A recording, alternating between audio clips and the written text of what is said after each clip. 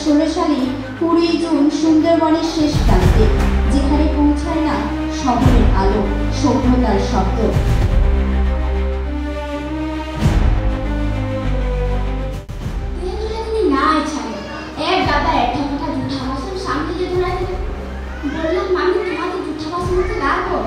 কি বললি আরেকবার বলে দিবি?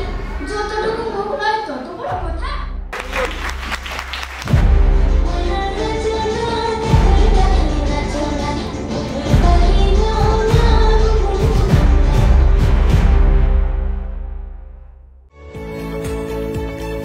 কেন আমরা এই স্কলারশিপ প্রোগ্রামটাকে রেখেছি এবং এই ধরনের অনুষ্ঠান এই গ্রামের মধ্যে গত 3 বছর ধরে আমরা লাগাতার করে যাচ্ছি।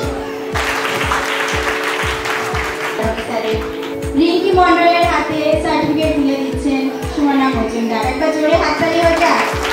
তাকে পড়াশোনায় আর্থিক সহায়তা করছেন শ্রী চন্দন ঘোষ।